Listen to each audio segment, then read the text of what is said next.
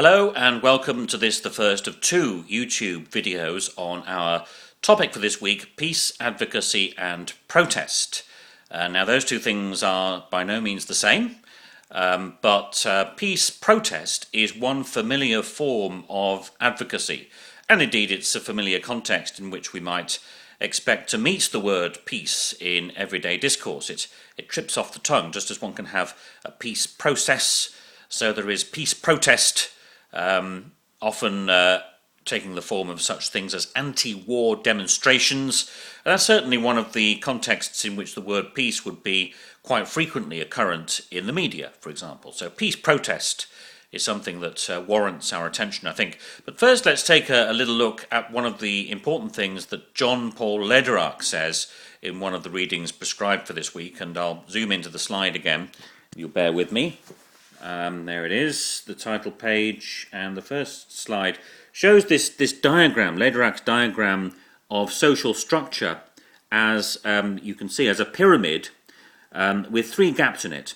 And this is a model of the structure of a society in conflict, and there are actors in each of those three categories, and they each have different approaches to building peace. So top-level actors, for example, are understandably focused on high-level negotiations about a conflict, and at the grassroots, people are looking to leaders in their community to do things like building bridges, to begin difficult conversations, to reach out to the other side, to ensure people's safety and so forth. But the trouble is that while they have fairly abundant opportunities to reach out on their own level, it's very difficult to cross those gaps between the levels. So, for example, at the grassroots, you might have somebody like the classic situation of a pastor and an imam, that is, religious leaders of different communities who decide to build bridges between them. They may arrange to draw attention to the portions of scripture in their respective religions which highlight the same values of peace. They may promote social interaction between their followers and so forth. But they'll be uncomfortably aware that all their good work can be undone by one word out of place by an irresponsible political leader, often reported in the media. So that their work is imperiled, really, by the lack of communication up and down the levels of society. And for that reason, Lederach recommends in peace work concentrating on the mid-range leaders who he says are in a position to reach out in both directions. In particular with advocacy, because he says increased awareness of issues, needs and interests leads to demands for changing an unjust situation. Such demands are rarely attained immediately, and more likely are not even heard nor taken seriously by those benefiting from this situation. Hence the entry of advocates who work with and support those pursuing change and for a balancing of power, that is, a recognition of mutual dependence, increasing the voice of the less powerful and a legitimation of their concerns. So that's Lederach's view of the role of advocacy.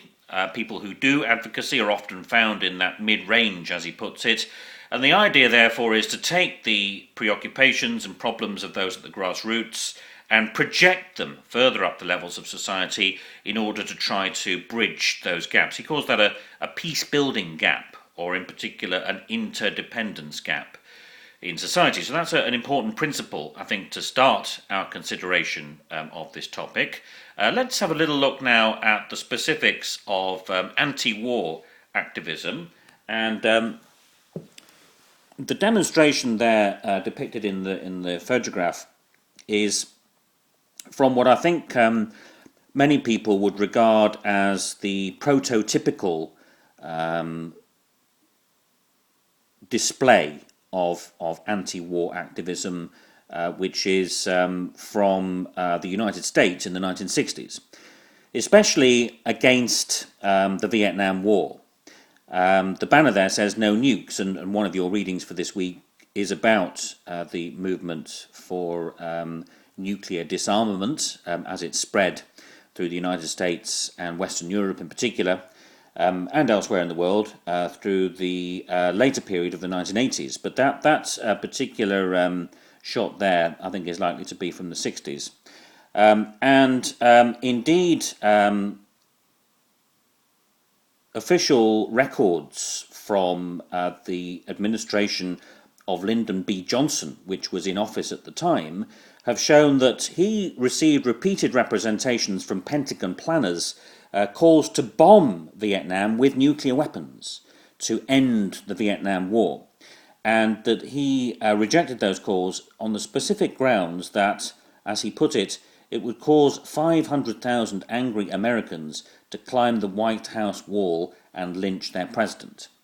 So that's, if you like, a testimony to the power of protest, that it was only because of anti-war demonstrations and their proven capacity to mobilize large numbers of people that the president had a recourse and an argument against those put forward from the Pentagon. Later, in the period covered by the reading, a resurgent anti-nuclear weapons movement caused President Ronald Reagan to disavow NATO's policy of a winnable nuclear war, the so-called flexible response policy. Now, that, I think, gives us a clue as to the prospects for peace protest and its chances of actually changing anything. Because, of course, the anti-Vietnam War protests of the 1960s in the United States took place in what was already a deeply divided society. Black against white, rich against poor, capital against labour, and so forth.